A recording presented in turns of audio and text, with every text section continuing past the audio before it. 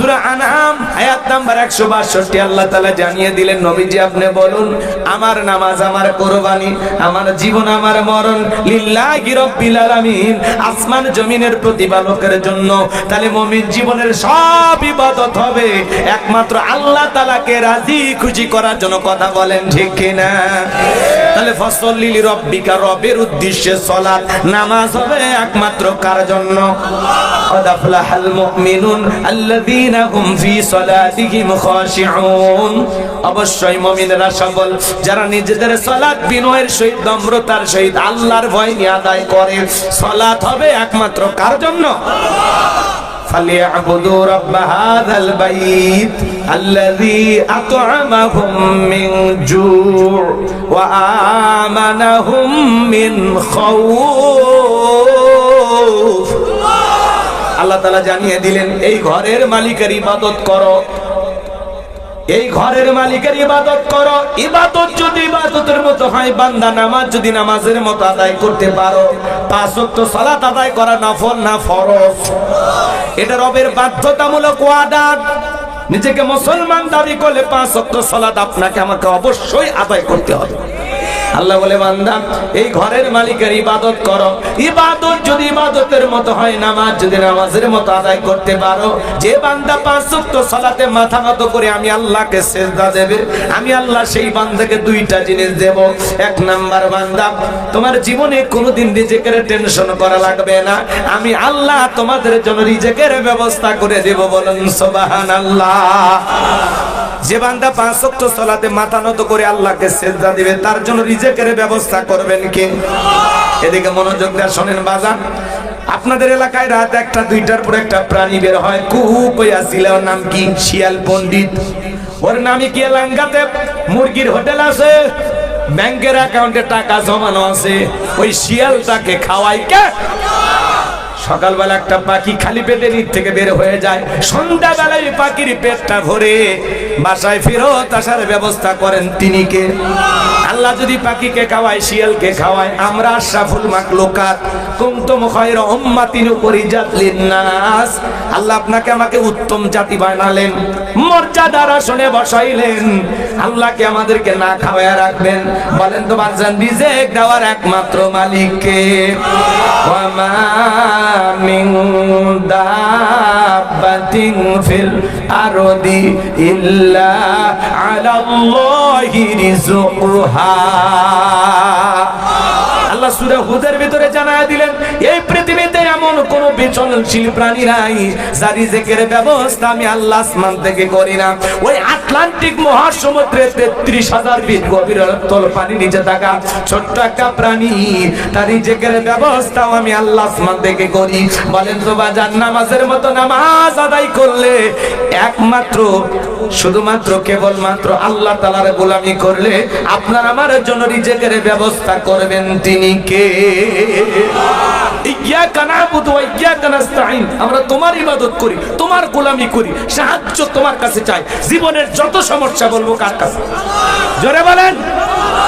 রাগ করেন নাকি আপনারা? 1 নাম্বার আল্লাহ রিজিকের ব্যবস্থা করবেন। 2 নাম্বার ওয়া আমানাহুম মিন খাউফ, সকল ভয় থেকে আল্লাহ নিরাপত্তা দিবেন। আপনার আমার মনের মধ্যে এখন ভয় আছে না নাই? 2 লাখ টাকা নিয়ে এলাঙ্গা শহর থেকে আপনার এলাকায় আসবেন, মনে মনে ভাবতেছেন আল্লাহ টাঙ্গাইল থেকে 2 লাখ টাকা নিয়ে আমি আমার গ্রাম পর্যন্ত যাইতে পারবো, হিজুলি পর্যন্ত, নাকি রাত 2টার মধ্যে ছিনতাইকারী কবলে পড়ে টাকা জান 2টা হারাবো? আতঙ্ক আছে না নাই? মেয়েটা কলেজে গেল, একা একা ফিরবে নাকি জামাই সাথী নিয়ে ফিরবে? ভয় আছে না নাই? মেয়েটা স্কুলে গেল, ভালোভাবে ফিরবে নাকি কারো লালসার শিকার হবে? ভয় আছে না নাই? বাড়িতে অনেক টাকা পয়সা আছে, চুরি হয় কিনা ভয় আছে না নাই? বইয়ের অনেক গহনা আছে, চুরি হয় কিনা ভয় আছে না না? আজকে চুরির ভয়, ডাকাতির ভয়, খুনের ভয় আছে না? এই দেশে চুরি বন্ধ হয় না। চুরি বন্ধ হবে কেন? চুরি বন্ধ করতে হলে লাগবে কারাই। জোরে বলেন। আজ থেকে 1500 বছর আগে আল্লাহ আইন দিয়েছেন, والسارق والسارقة فاقطعوا أيديهما جزاء بما كسبا نكالا من الله। সূরা মাইদার 38 নম্বর আয়াতে 1500 বছর আগে আল্লাহ জানিয়ে দিয়েছেন, চোর পুরুষ হোক আর নারী হোক, আল্লাহর বিধান, আল্লাহর ফয়সালা। অপরাধ যদি প্রমাণিত হয় চোরের ডান হাতের কবজি কেটে দাও।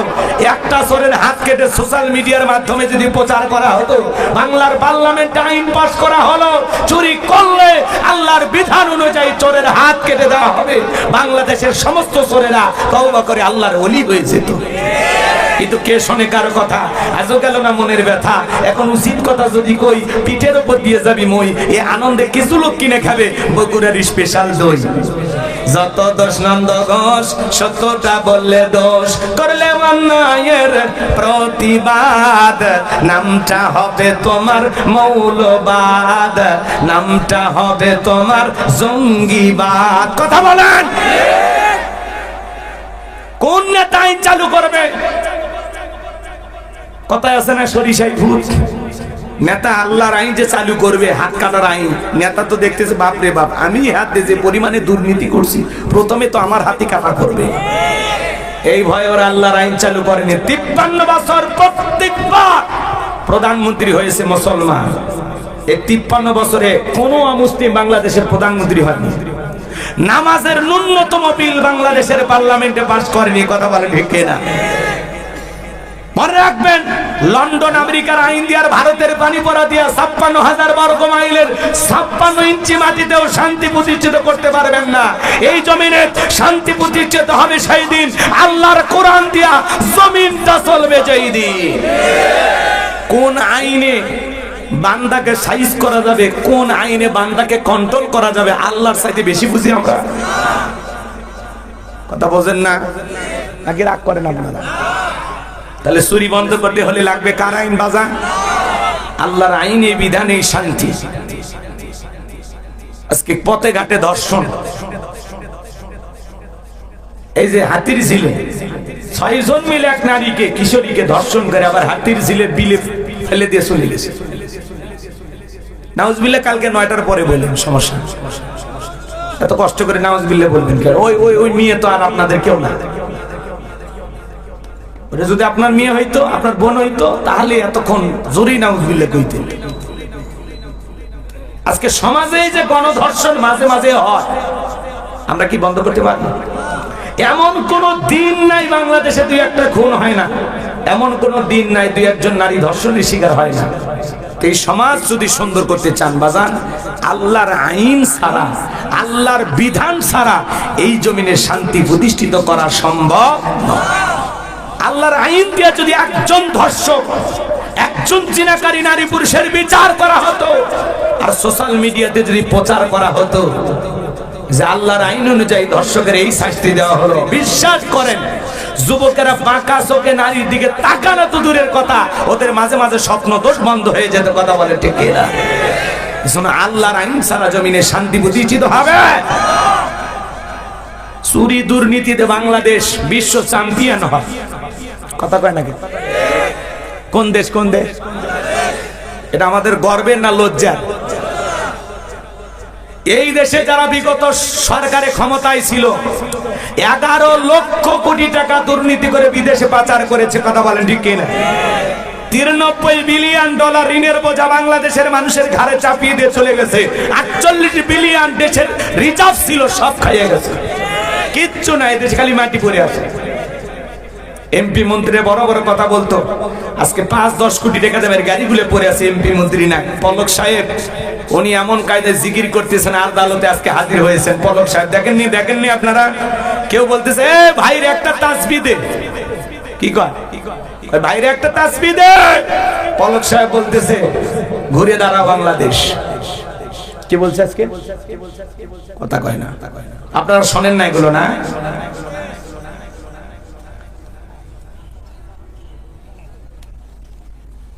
বলতেছে রুখে দাঁড়াও বাংলাদেশ। পলক সাহেব জিকির করতেছেন, কি যেন তাসবিহ পাঠ করতেছেন। এই জন্য লোকজন বলতেছে এ ভাইকে একটা তাসবিহ দে, তাসবিহ দে। বুঝেন নাই? একটা তাসবিহ কিনে দেওয়ার জন্য বলতেছে। উনি তখন বলতেছে ঘুরে দাঁড়াও বাংলাদেশ, রুখে দাঁড়াও বাংলাদেশ। তো ভাই আপনারা তো ছিলেনই, আবার কেমনে রুখে দাঁড়াবে? এই কায়দায় কত নিরীহ আলেমদেরকে আপনারা এইভাবে আদালতে হাজির করেছিলেন। আজকে আপনাদের চেহারা দিকে তাকা যায় না। ক্ষমতায় যখন ছিলেন হিরোর মতো চেহারা, নায়কের মতো চেহারা, আর এখন আদালতে যখন আপনাদের দেখি মায়া লাগে। কথা কয় এমপি মন্ত্রীরা আছে ভাই, কেউ জেলখানায় কেউ না হলে দেশের বাইরে, অনেকে পালিয়ে গেছে। আছে বাজার আছে। মন্ত্রীরা সব কোথায় গেল, এমপিরা সব কোথায় গেল, কোথায় কাদের কাকা, ওদের সারা দেশটা এখন লাগে ফাঁকা ফাঁকা। পালাবো না, পালাবো না, পালাবো না, পালাবো না, যাই না তাদের দেখা, ওদের সারা দেশটা এখন লাগে ফাঁকা ফাঁকা। আইন মন্ত্রী আটকে গেল আইনেরই ফাঁকে, দাড়ি সারা দরবেশটারে ভণ্ড ভণ্ড লাগে। শুনেছি ভাই কত নেতা নেত্রী খাইতেছে ভাই ডান্ডা, বিচারপতি কালামানিকের ফাটিয়েছে নাকি আন্ডা। এটা আমার খবর না, মিডিয়ার খবর। এই বিচারপতি শামসুদ্দিন মানিক আল্লামা সাইদি হুজুরকে মৃত্যুদণ্ডের রায় দিয়েছিল। আমরা বলতে চাই ওই একই ট্রাইব্যুনালে বিচারপতি নামের সেই কুখ্যাত কালামানিককে মৃত্যুদণ্ডের রায় দিতে হবে, দিতে হবে, দিতে হবে। 116 জন আলিমের তালিকা করে দুদকের কাছে জমা দিয়েছিল। আমার রোল নাম্বার ছিল 23। আমি কত নাম্বারে ছিলাম? আপনারা শুনেন না, ওরা ঠিকই ছিল। যারা আলেমদের তালিকা করেছিল আজকে বিনা তালিকা ওরা জেলখানায়। কার খেলা? ছাত্র আন্দোলনের সবাইকে রাজাকারের বাচ্চা বলে গালি দিয়েছিল। টকশোতে আমার বোনকে অপমান করে রাজাকারের বাচ্চা বলেছিল। উনি একমাত্র ভালো বাচ্চা ছিল। কথা কয় না? সিলেটের মানুষ যে আপ্যায়ন দিছে ভাই, খুঁজে পাওয়া যায়নি। কথা কয় না? পলকের ঝলক গেল, পলকের ঝলক গেল, থামিয়ে নেটের চাকা, ওদের সারা দেশটা এখন লাগে ফাঁকা ফাঁকা। কোথায় গেল সংসদেতে মমতাজের গান, কোথায় গেল হযরত বালা স্বামী ওসমান। 70 রাকাত তাহাজ্জুদ পড়তো, বিরাট বড় আল্লাহর ওলি দাবি করতে। 41 সাল পর্যন্ত টিকে থাকার স্বপ্ন দেখেছিল। 24 সালের 5 আগস্টে ভাগ্যে কি আছে আল্লাহর ওলিরা জানতো না। মাইক পালে বলতে খেলা হবে। আজকে পুরো বাংলাদেশের মাঠ পড়ে আছে, কিন্তু ওই খেলোয়াড়রা নাই। কথা বলে। আর একজনের তো শরীরই চলতো না, তবু বলতো খেলা হবে। এই জিনিসটাকে আমরা দেখতে পাচ্ছি না। এটা বিনোদনের নেতা ছিল গো, বেচারা লুকাইছে কই।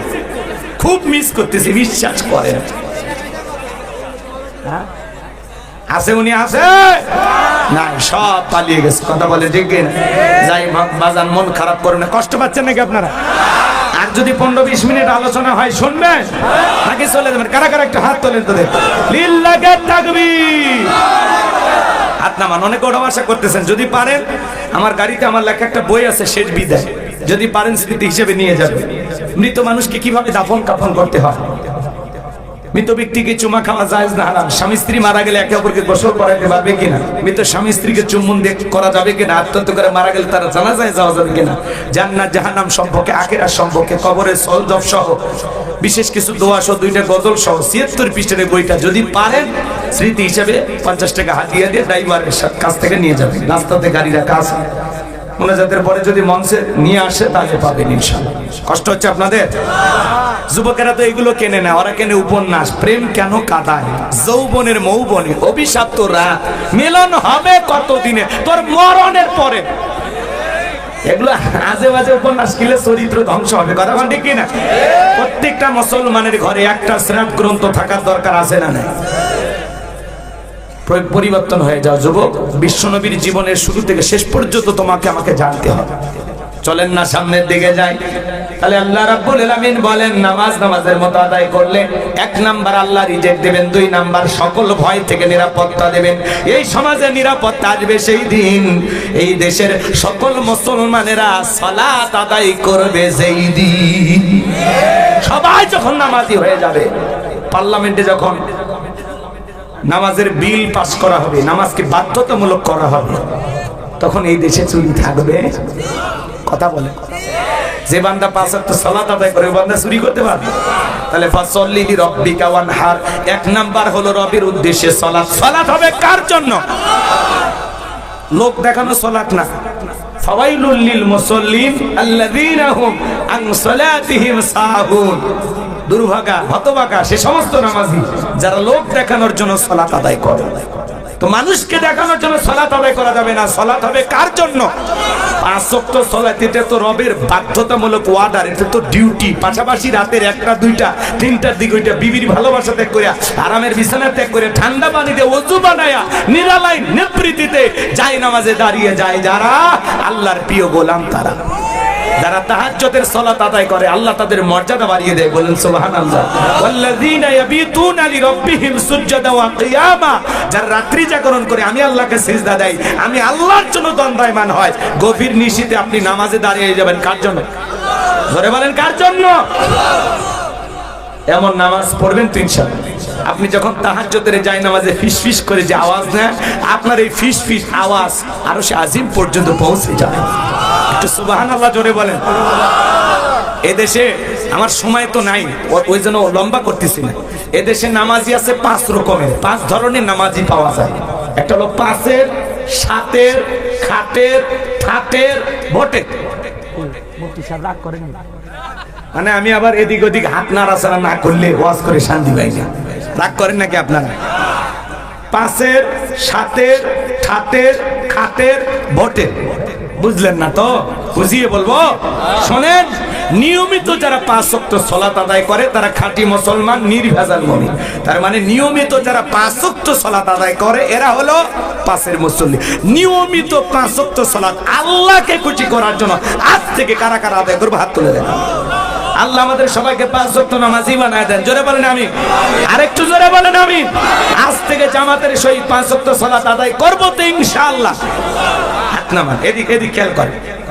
7 দিন পরে পরে জুমার সালাত আদায় করে যারা, লাইফ সাপোর্টে বেঁচে থাকা মুসলমান। তারা কোন সাপোর্টে? শুনে 7 দিন পরে জুমার নামাজ পড়বে যা, মসজিদে টাইসে ধুলে পড়ে আছে, কয় হুজুর এই যে ধুলে ধুলে বেতনটা না হালাল করেন, খাচ্ছেন আর বলের মতো মোটা হচ্ছেন। মসজিদে ধুলে পরিষ্কার করার দায়িত্ব কি হুজুরের? আর দুনিয়ার মানুষ নাই, সব দায়িত্ব ওনার একা। এই ছেলে শোনো, মসজিদের টাইসে ধুলে আছে, এটা পরিষ্কার করো। আল্লাহ তোর অন্তরে যেরকম এই ধুলের মতো যদি ময়লা থাকে, গুনাহ থাকে, আল্লাহ মাফ করে দেবে। তোর অন্তরের ময়লা আল্লাহ পরিষ্কার করে দেবে। কথা বলে ঠিক না?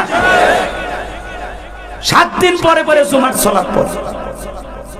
আচ্ছা, জুমার 2 রাকাত ফরজ, আসর, মাগরিব, এশা, ফজর, এগুলো কি বলেন? বলেন, এগুলো দরকার নাই? খালি জুমার 2 রাকাতের সালাম, আসসালামু আলাইকুম, সালাম ফিরাইতে দেরি, মসজিদের বাইরে ওর পা রাখতে দেরি না। 4 রাকাত সুন্নাত পড়ার দরকার নাই, ওটা বাড়ির যে বউক সাথে নিয়ে পড়ে জামাত করে নাকি? এই ছেলে, যুবক শোনো শোনো শোনো, তুমি 2 রাকাত জুমার সালাত আদায় করলা, আসর, মাগরিব, এশা, ফজর কেন পড়ো না? এগুলো কি ফরজ না? তাহলে কেন পড়ো? আজকে বাংলাদেশে জুমার নামাজের জন্য মসজিদ ভাঙিয়া 2 তালা 3 তালা 4 তালা করে, আর ফজরের নামাজের সময় 1 কাতার মুসল্লি পাওয়া যায় না। এমনও মসজিদ আছে মুয়াজ্জিন একাই আযান দিয়ে একাই নামাজ পড়ে। এক এলাকায় এক হাজী সাহেব বিয়ে বাড়িতে বেড়াতে গেছে, আযান হচ্ছে, আল্লাহু আকবার, আল্লাহু আকবার। আযান শোনার পরে বলতেছে, বিয়াই আমি 3 বার হজ করছি, ত্রিপল হাজি, জামাত ছাড়া নামাজ পড়ি না। মসজিদটা দেখায় দেন একটু, যায় কয় সোজা যা, ডানে ডানে যা, বামে উত্তরে, ওটাই মসজিদ। কথা, এবার মসজিদে গেছে, যায় দেখে মসজিদের গেটে তালা, কিন্তু আযান হচ্ছে। কি হচ্ছে? এদিক ওদিক তাকায়, আযান কোথা থেকে হয়? দেখে সাইটে মুয়াজ্জিনের ঘর। এইবার একটু জানালা ছিল, ওই ফাঁক দিয়ে তাকায় দেখে হুজুর ল্যাপের ভিতর শুতে থেকে আযান দিচ্ছে। আযান দেওয়া শেষ, হাজী সাহেব জিজ্ঞাসা করছে, হুজুর ল্যাপের ভিতরে শুয়ে থেকে আযান দিলেন, ব্যাপারটা কি? তখন বলতেছে, আগে আপনি আমার প্রশ্নের উত্তর দেন, আপনি মানুষ না ফেরেশতা? তখন বলতেছে, কেন? কয়েক বছর ধরে এই জায়গায় ইমামতি করি, ফজরের নামাজের সময় একজন মুসল্লিও আসে না, এই জন্য আপনার কাছে শুনতে চাইছি যে আপনি মানুষ না ফেরেশতা? তখন বলতেছে, ভাই আমি হাজী মানুষ, এলাকায় বিয়েই বাড়ি বেড়াইতে আসছি, আমি একজন মানুষ। তাহলে চিন্তা করেন, মুসল্লি যদি মসজিদে না যায়, হুজুরেরাও আলসে হয়। কথা কয় না, রাগ করতেছেন নাকি আপনারা? 7 দিন পরে পরে জুমার নামাজ পড়ে যারা লাইফ সাপোর্টে বেঁচে থাকা মুসলমান, তারা ফজরের নামাজের পরে মসজিদের মাইকে এলান হয়, এই গ্রামের অমুক ব্যক্তি মারা গেছে, ইন্না লিল্লাহি ওয়া ইন্না ইলাইহি রাজিউন। ঘুমত থেকে উঠে সকালবেলা ডেকে বলে, বউ ওই যে বাদশা মারা গেছে, গতকালকে আগের দিনই এলেঙ্গা বাজারে বসে চা খেলেন, চায়ের বিলটা পর্যন্ত দিতে পারলো না, ওই ছেলে নিজে বিল দিল। এত ভালো মানুষ, বেঁচে থাকলে আরো 10 দিন চায়ের বিল দিত। কথা কয় না? তাড়াতাড়ি পাঞ্জাবি ধুয়ে দেওয়ার জানাজায় যাওয়া লাগবে। কি ফজর পড়ছে ভাই? পড়েনি। এইবার জোহরের আজানের পরে বাড়িতে এসে দৌড়ে গোসল সেরে চলে গেছে মসজিদে, যা দেখে হুজুর জানাজা শুরু করেনি, হুজুর শুরু করছে কি জোহরের 4 রাকাত। তখন বলতেছি যেহেতু জানাজা পড়ছি আসছি, জোহরের 4 রাকাত পড়ে নেই, আল্লাহু আকবার। ওর উদ্দেশ্য জানাজা পড়া, জোহর পড়া না। কথা বলে। হুজুর যখন লাশটা সামনে রেখে বলে, ভাই কুল্লু নাফসিন যায়িকাতুল মাউত, প্রত্যেক প্রাণীকে মৃত্যুর স্বাদ গ্রহণ করা লাগবে, দুনিয়া চিরকাল থাকার জায়গা না। আপনার দাদা ছিল নাই, বাবা ছিল নাই, আপনিও থাকবেন না, আপনার স্ত্রীর গর্ভে সন্তানটাও থাকবে না। বলে ঠিক ঠিক ঠিক হুজুর। হুজুরের ওয়াজ শুনে আফসোসে মানে এমন হেদায়েত ওই জায়গায় হয়, মনে হয় আজকের পর থেকে আর মসজিদ ছাড়বি না। কথা কন না আপনার, মানে এমন আফসোস অনুশোচনা। কিন্তু ভাই লাশটা কবরে রাখার পরে বাড়িতে এসে টুপি খুলে বিড়িতে একটা টান দিয়ে সব উড়ে আসমান চলে গেছে। ও আর আসরে আসেনি। কথা কন। হুজুর এতই বুঝালো, ভাই আজকে এই ব্যক্তির জানাজা, কালকে আপনার, পরশু আমার, প্রত্যেকটা মৃত্যু থেকে আপনাকে আমাকে শিক্ষা গ্রহণ করা যায়। হঠাৎ করে চলে যেতে হবে, দুনিয়া থাকার জায়গা না। কথা কয় না? তো গান গজল শোনেন শোনেন না, কয় আমার মরণ আসিবে কখন কেউ তো জানে না। তার মানে মৃত্যুর সময়টা নির্ধারিত, কিন্তু এই SMS-টা আমরা জানি না, কিন্তু মাওলার কাছে এটা নির্ধারিত। কথা কয় না? বাজেট করা আছে, তো ওই দিকে যাবো না, কষ্ট হয় নাকি? এটা ইমামকে বুঝাইতে গিয়ে আপনাদের এই কথাটা বললাম। তাহলে মানুষ মারা গেলে জানাজার নামাজ পড়ে যারা, খাতের মুসল্লি তারা, এরা খালি জানাজা পড়ে কিন্তু বাকি নামাজ পড়ে না। কথা কন। একজন গল্প করে, ভাই মৃত্যুর ভয় আমার এত গলে যায়, মৃত্যুর ভয়ে আমি মসজিদে যাই না। কে? কত মসজিদের ঢুকতে খাটিয়া, এই লাশ বাহনে খাটিয়াটা দেখে মৃত্যুর এত ভয় লাগে ভাই, আমি এই ভয়ে মসজিদে যাই। তাহলে বলেন তো এটা কি প্রকৃত মৃত্যুর ভয়? এটা প্রকৃত মৃত্যুর ভয় না। তাহলে ভালো করে বোঝেন, 2 ঈদের নামাজ পড়ে যারা, ঠাটের মুসল্লি তারা, রোজা নাই, তারাবি নাই, কিন্তু নতুন পোশাক টাঙ্গাই নিউ মার্কেট থেকে কিনছে, কিনে মানে স্ত্রী বলতেছে, শোনা দেখো তো পাঞ্জাবিটা পরে আমার কেমন লাগতেছে। কয় তুমি আমার গরিবের সাকিব খান, খুব সুন্দর লাগতেছে, চমৎকার দেখাচ্ছে। কথা কয় না?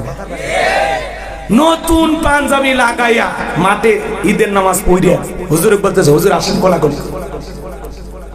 মাঝে মাঝে এমন লোক কোলাকুলি করতে আসে ভাই, কি বলবো, বিশাল বড় ভরি, কমপক্ষে 26 মাস। কথা কয় না? ইয়া বড় একটা ভরি নিয়ে মানুষ কোলাকুলি করতে আসছে আমার সাথে একবার।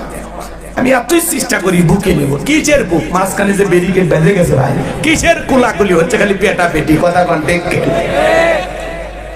কোলাকুলি করতে গিয়ে বলে, হুজুর আপনারাই সব, আপনারাই সব। হুজুর এখন কানে কানে বলে, ভাই রোজা কয়টা, 29টা না 30টা? কয় হুজুর ব্যবসায়িক চাপে একটা রোজাও রাখিনি, তারাবি পড়িনি, কিন্তু ইফতার খাওয়া মিস করিনি। আমি খাসি হিন্দুদেরকে ডেকে ইফতারি খেলেছি হুজুর, আমার মন এত বড়। এ কথা কয় না কেন? এরকম মুসলমান নাই?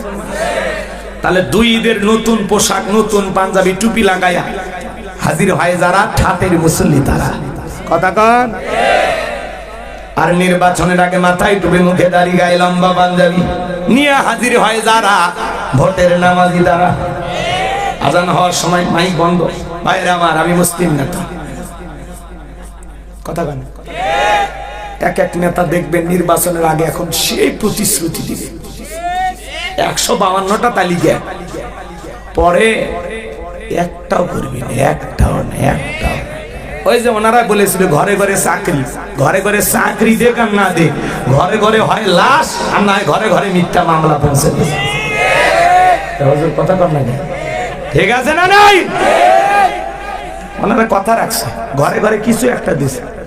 তো অনেক নেতা দেখবেন ভাইয়ের আমার, আগামীতে যদি এই টাঙ্গাইলের নেতা হিসাবে আমাকে নির্বাচিত করেন, আমি ঘরে ঘরে গ্যাস দেব, বিদ্যুৎ দেব, উন্নয়নের জোয়ারে ভাসিয়ে যমুনার নদীতে ডুবিয়ে মারবো ইনশাআল্লাহ। সরি ভুল হয়ে গেছে, কথা বোঝেননি। ব্রিজে ঢুকানোর কথা রড, ঢুকে দেয় বাঁশ, ব্রিজ উদ্বোধন করার একটু ডুবুর চলে যায়। নেতা আছে না নাই? আর তাদের পিছনে 1.5 টাকার বিড়ি আর 3 টাকার চা খায়, কি স্লোগান, বল্টু ভাইয়ের চরিত্র ফুলের মতো পবিত্র, নামাজ পড়া একত্র, গাঁজা খাই 5 ওয়াক্ত, ঘুম চুরিতে পাকা ভক্ত, শয়তানের 1 নাম্বার ভক্ত, হুজুরদের জন্য খুবই শক্ত, চুলে খাই গরিবের ভক্ত। পোস্টারে লেখা আছে গরিবের বন্ধু, ভোট দিয়ে দেখেন গরিবের কয় নাম্বার শত্রু। একটা বয়স্ক ভাতার কাঠ নিবে গেলে 2-1000 খায়। নির্বাচনের আগে সাইকেল কেনার টাকা নেই, মোটরসাইকেল কেনার টাকা নেই। সেই নেতা ঢাকায় বাড়ি, বিদেশে বাড়ি। নেতা দেশি, বাড়ি হলো বিদেশে। ওরা খালি মুখে মুখে বলে আমার সোনার বাংলা, আমি তোমায় ভালোবাসি, কিন্তু নেতার বাড়ি যা দেখেন কয় হুজুর এই যে টাইস চাই না, হুজুর এই যে খাট এটা বহুদের থেকে নিয়ে এসছে, বিছানার চাদরটা পর্যন্ত বিদেশি, জানালা দরজার পর্দা বিদেশি, খেতা সিলাই করা সুইটাও বিদেশি। এমন নেতা আছে বউ বিদেশি। কথা কয় না, রাগ করেন নাকি আপনারা? ওরা খালি মুখে মুখে বলে আমার সোনার বাংলা, আমি তোমায় ভালোবাসি, সোনার বাংলার জিনিস ভালোবাসি না। নির্বাচনের আগে রাস্তার ভিক্ষুক মহিলাকে 500 টাকা দিয়ে সেলফি তোলে, আর মানুষ মনে করে মানব দরদি নেতা, মানবতার ফেরিওয়ালা। পেপার মিডিয়াতে প্রচার হয়ে গেল অমুক নেতা, হঠাৎ করে এক ভিক্ষুক মহিলার সাথে কি কাণ্ড। ধান্দা হলো ভাইরাল হওয়া, গরিব দুঃখীকে দেয়, ছবি তোলে, পেপার পত্রিকায় চলে যায়, আর মনে করে মানব দরদি নেতা। নির্বাচনের আগে কি সুন্দর অভিনয়, বলে মা আমার তো মা নাই, আপনাদের চেয়ারের মাঝে আমি আমার মা কি খুঁজে। নেতা তো না, অভিনেতা। একজন ছিল কথা বলার আগে কান্দে দিত, স্বজন হারানোর নেতা। অভিনয় কম করো প্রিয়, পাবলিক বুঝে গেছে যে এখন নেতারা অভিনয় জানে। কথা কম, আগামীতে চিন্তা ভাবনা করে কাজ করবেন। সৎ, যোগ্য, ভালো, নির্ভীক, আল্লাহওয়ালা, নামাজি এমন মানুষকে সমাজের নেতা বানাবেন, যাদের কাছে আমানতের খেয়ানত হবে। এই কথা ক্লিয়ার না ভেজাল আছে?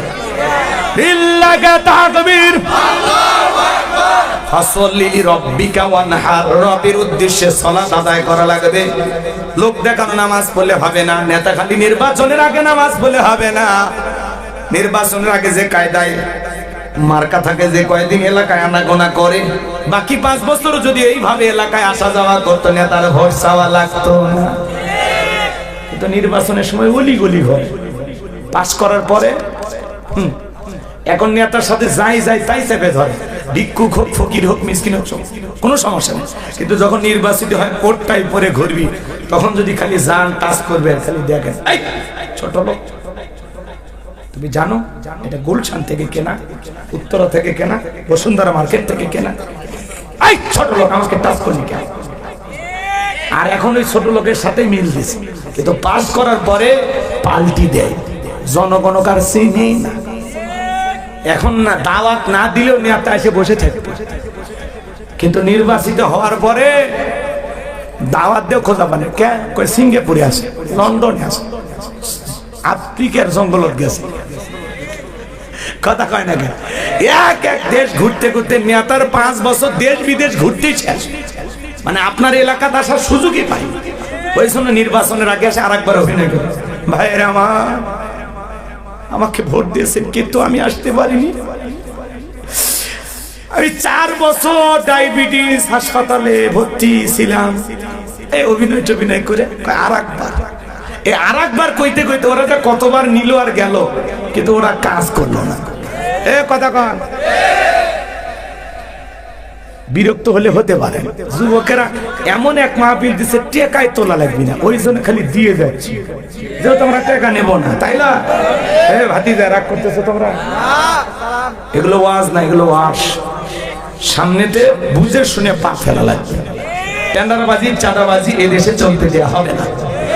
যারা সমাজে দুর্নীতি করবে এদেরকে সমাজের নেতা বানাইলে ওই দুর্নীতির গুনাহের দায় আপনাকেও নিতে হবে। এটা ভালো করলে সব পারে, খারাপ করলে গুনার পার্সেন্টেজ নেওয়ার জন্য রেডি থাকে। এই কথা কন ঠিক আছে?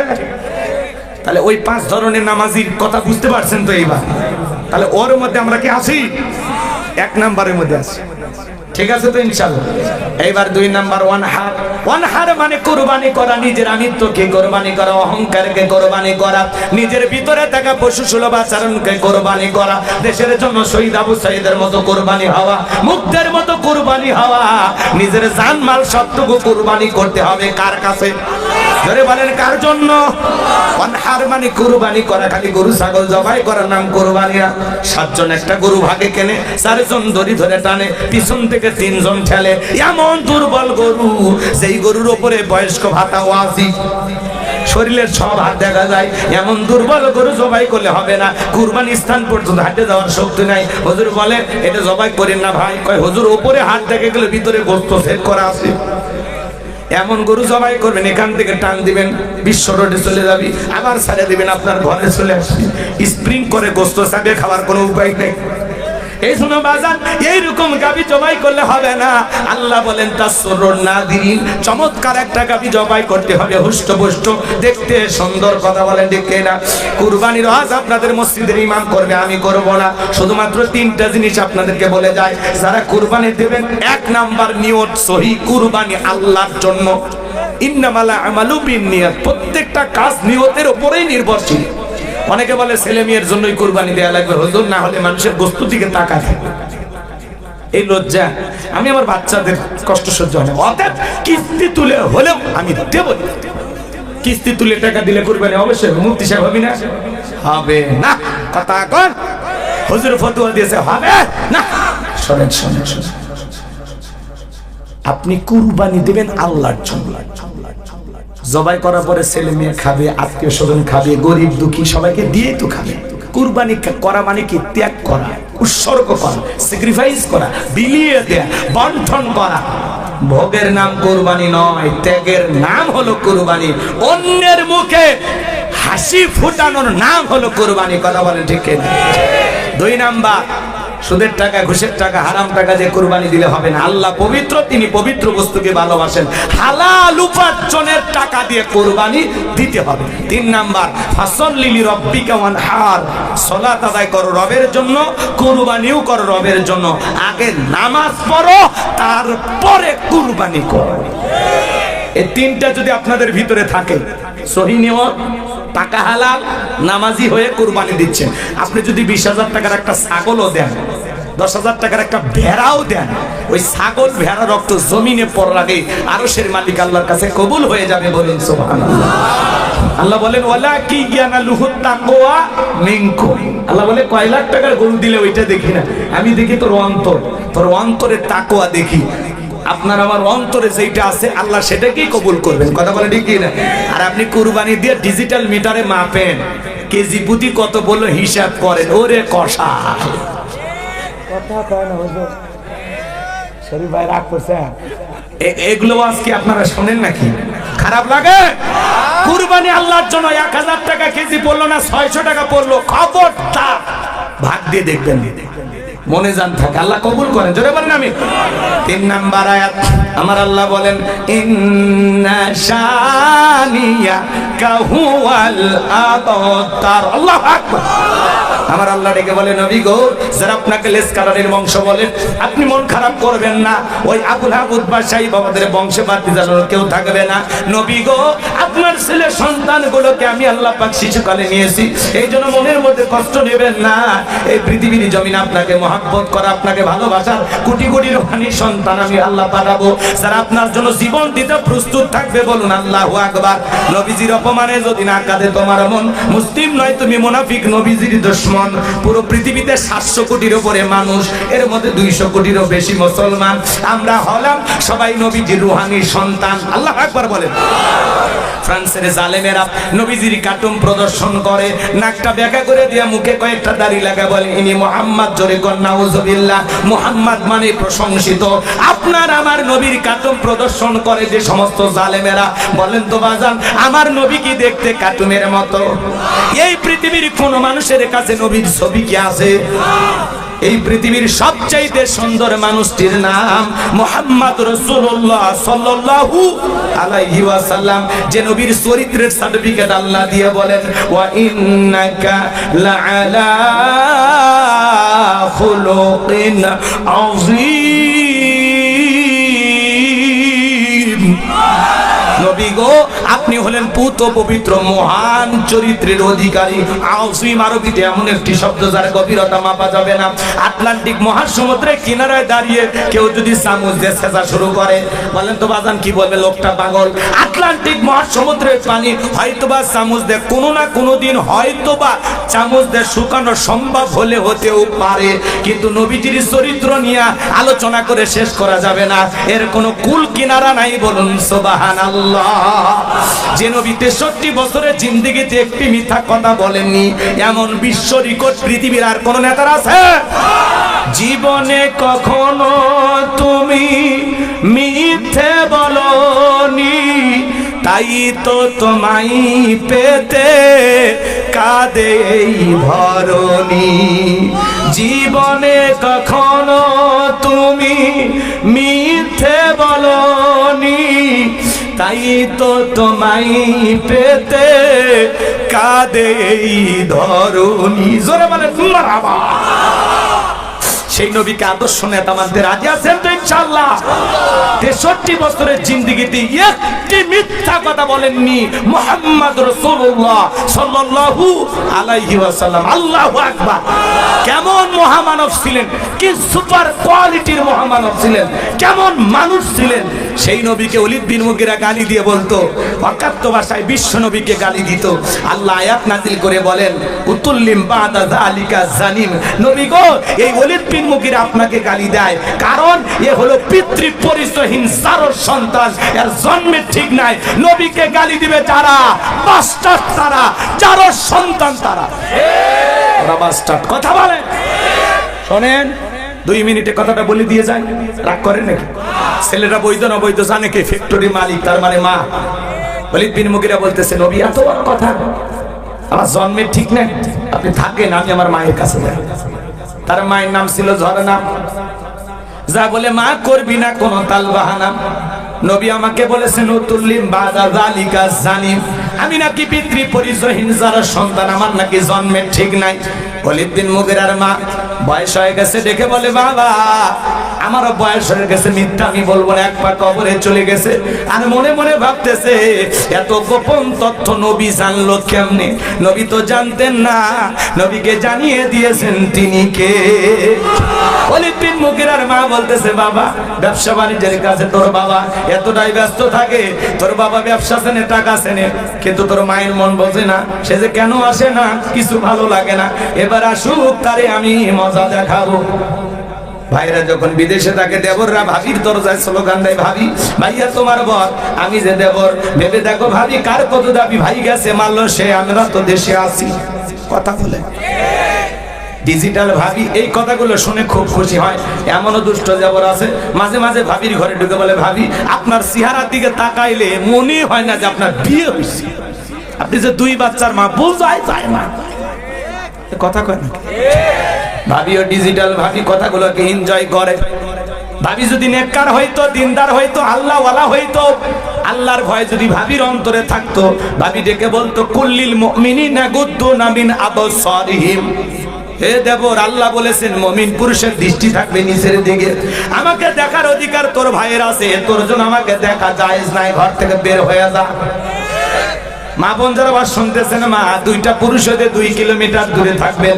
একটা দেবর আর একটা দুলে ভাই, এরা হলো মৃত্যু তুল্য বিষাক্ত সাপের চাইতেও ভয়ঙ্কর। এই সমাজ শেষ হয়ে গেছে। এই 2টা পুরুষের দ্বারা মা বোনেরা অনেক নির্যাতনের শিকার হয়, কিন্তু কাউরে প্রকাশ করতে পারে না। মাঝে মাঝে দেখেন না দেবরকে নিয়ে ভাবি উধাও, দুলে ভাইয়ের সাথে শালি ভাইকে গেছে, নেটওয়ার্ক খুঁজে পাওয়া যাচ্ছে না, আছে না নাই? এই সমাজকে সবচাইতে বড় গ্রাস করছে এই মোবাইল। এই মোবাইলের ওজন কম, কিন্তু মোবাইলের মাধ্যমে পাপের ওজনটা অনেক বেশি। হাতে হাতে মোবাইল, হাতে হাতে গুনাহ। কথা বলেন। রাতের আধারে দরজা লাগায়া একা একা কম্বলের ভিতরে, ল্যাপের ভিতরে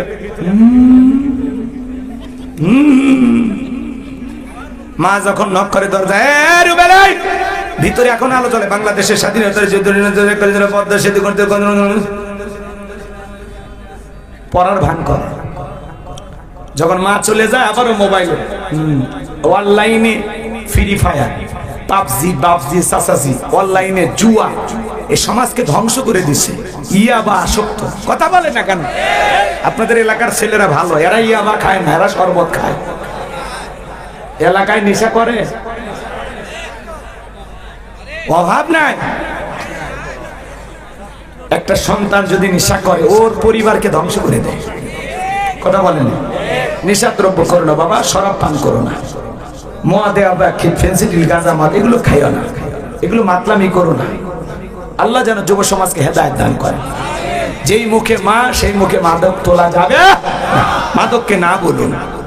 আল্লাহ যেন যুব সমাজকে হেদায়েত দান করেন। একটু জোরে বলেন আমি। শুনেন শুনেন, শেষ কথাগুলো বলে দিয়েছে। খারাপ লাগে? দোয়ার দিকে গেলে ভালো হয়। ওর মেলা রাতে আমি তো মনে করি কেবল 12টা বেজেছে, 12টা পার হয়ে গেছে। তাকবীর দেন, লিল্লাহ তাকবীর। তাহলে যুব সমাজকে কি নষ্ট করছে? মোবাইল। কি নষ্ট করছে? আমি কি বলবো? রাগ করবেন না। দেশে মোবাইল আইছে, চিঠি বন্ধ হইয়াছে, দিওয়ানা বানাইছে, পোলা মাইয়ার মনের কথা ভাসে বাতাসে। ও দেখো পোলা পানের মন বাদা ফেসবুকে এখন, ও দেখো পোলা পানের মন বাদা ফেসবুকে এখন, মোবাইলে চ্যাটিং কইরা কাটায় সারাক্ষণ। এই মোবাইল পাইয়া দেখো মদনের মাইয়া, এই মোবাইল পাইয়া দেখো মদনের মাইয়া কি কাণ্ড ঘটাইছে। স্বামী সংসার রাইখা নাকি পলাইয়া গেছে, সে যে স্বামী সংসার রাইখা নাকি পালাইয়া গেছে। 2 বাচ্চার মা, 4 বাচ্চার মা পরকীয়া প্রেম করে আরেকটা ছেলের হাত ধরে পালিয়ে যায়। যে নারী স্বামী রেখে সন্তান রেখে আরেকটা ছেলের হাত ধরে পালিয়ে যায়, ওটা হলো নারী জাতির কলঙ্ক, ওটা পাশানি ডাইনি, বিশ্বাসঘাতক নারী। কেমনে পারলা বোন? ও মা, তুমি কেমনে পারলা তোমার স্বামী রেখে সন্তান রেখে আরেকটা ছেলের হাত ধরতে? কেমনে পারলা? আমার স্বামী খারাপ। এই মহিলা, তোমার স্বামী কি ফেরাউনের চাইতে খারাপ? কয়টা স্বামীর সংসার করেছো? বিয়ের আগে সবাই মিষ্টি মিষ্টি কথা বলে, বিয়ের পরে টের পাবেন 3 মাসে আসল রূপ বের হয়ে আসবে। ধৈর্য নিয়ে সংসার করতে হয়। বেশি জেদ রাগ নারীকে ধ্বংস করে। এই কথা কন না আপনারা। ছেলে মানুষের রাগ থাকতে পারে স্বাভাবিক, কিন্তু মেয়ে মানুষের রাগ থাকতে না। তুমি রাগ দেখায় আর স্বামীর সংসার ছেড়ে কই যাইবা আর একটা ছেলের কাছে? ও যে তোমার কে দিছে?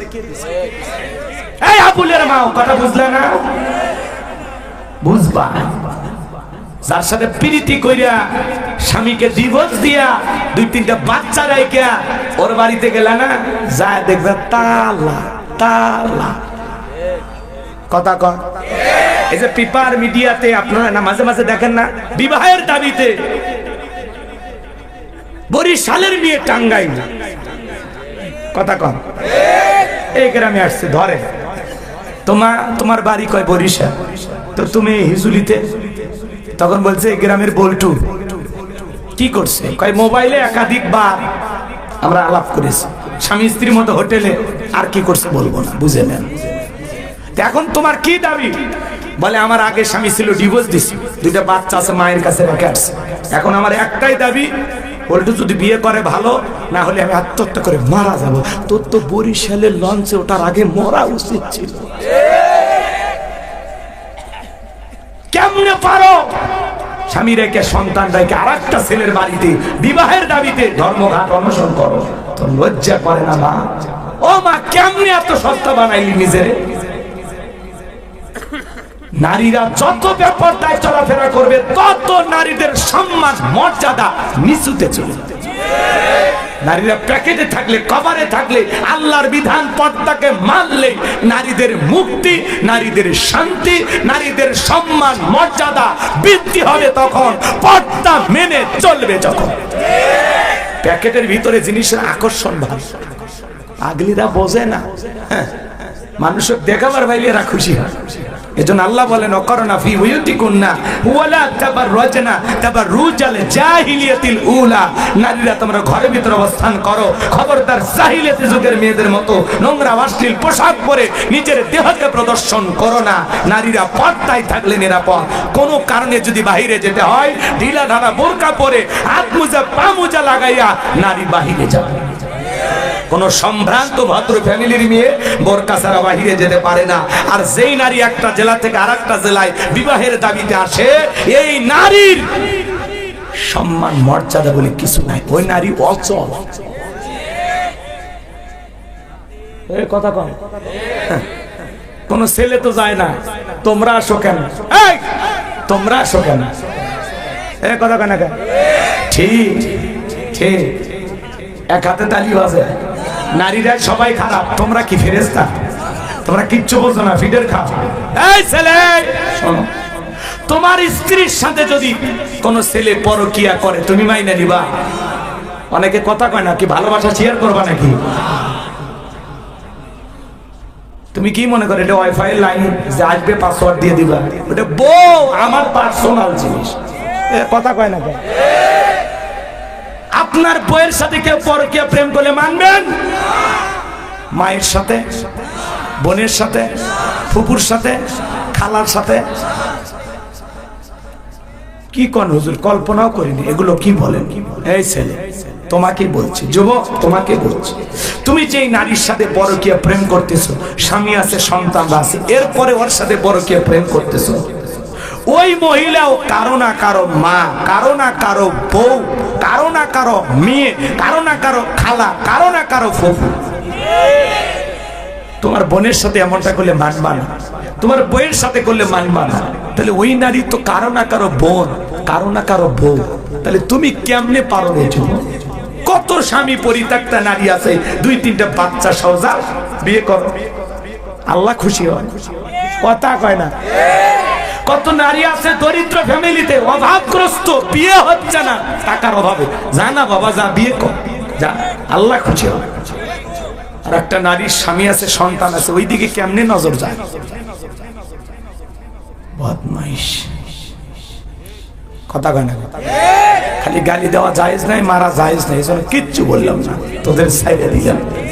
এখন তোদের বিবেক যদি থাকে তাহলে ভালো হয়ে যাবে, আর যদি ওই বিবেকে কুত্তে পেশাব করে দেয়, কিচ্ছু করার নেই। কেমনে রুচি হয় তোমার? কেমনে? একটা নারীর স্বামী আছে, সেই মহিলার দিকে তোর যে নজরটা যায়, কেমনে যায়? তোমার সাথে যা, ব্যক্তিত্বে যা। হ্যাঁ, মাঝে মাঝে দেখো না যে লুকা চাপা প্রেম প্রীতি ধরে পিটায় কিভাবে, দেখো না? ওই যে ছেলেটে হোটেলে কিভাবে ধরে বিয়ে দিল, দেখো না? বিয়ে না করে পার্কে নিয়ে ঘর, নির্লজ্জ বেহায়া। এই তোমার শরম লাগে না? একটা নারীকে বিবাহ না করে তার হাত ধরিয়া টানাটানি করো, এখানে সেখানে নিয়ে যাও, তোমার শরম লাগে না? আর কিভাবে বললে আপনারা বুঝবেন বলেন? আর কিছু বলা যায়? একেবারে খুলে খুলে বলছি, তাও যদি না বোঝেন কিচ্ছু করার নেই। ওদের সে টিকটক আসিয়া সব গেল ভাসিয়া, টিকটক বোঝেন না? সিদ্দিক সোরা নায়ক হইছে আইডি খুলিয়া, হিরো আলম নায়ক হইছে আইডি খুলিয়া। এই মোবাইলে হাই কি জাদু আছে ভাই, পোলা পান বুঝাছে, পড়ালেখা তুইলা রাখছে সব তোমাকাশে। যাই হোক বাজান, আমি আর বলবো না, মা বোনদের বসেছেন, মা 4টে আমলে আপনাদের জন্য 8টা জান্নাতের দরজা খোলা। 1 নাম্বার নামাজ, 2 নাম্বার রোজা, 3 নাম্বার হলো ফরজ পর্দা, 4 নাম্বার হলো স্বামীর খেদমত। সঠিকভাবে 4টা আমল যদি করতে পারেন গো মা, তাহলে আপনাদের জন্য একটা জান্নাতের দরজা খুলে যাবে। আল্লাহ আমার মা বোনদেরকে এই 4টি আমল করা তৌফিক দান করুন, জোরে বলুন আমিন। ওয়ালিদ বিন মুগিরার মা বলতেছে, বাবা তোর বাবা এতটাই ব্যস্ত থাকতো, মাসের পর মাস বছরের পর বছর চলে যায়, তোর বাবা আমার খোঁজ খবর নেয় না। বাড়ির আশেপাশে তোর চাচা ঘুরঘুর করতেছিল, তার দিয়ে ভালোবাসা বিনিময় করেছিলাম, তার ফলে তোর জন্ম হয়েছে। নবী যে তত্ত্ব দিয়েছে 100% সত্য। এই শুনে মনে রাখবেন বাজান, নবীকে গালি দিবে যারা, অবৈধ সন্তান তারা, ওদের জন্মের কোনো ঠিক নাই। তুমি আমারে গালি দাও,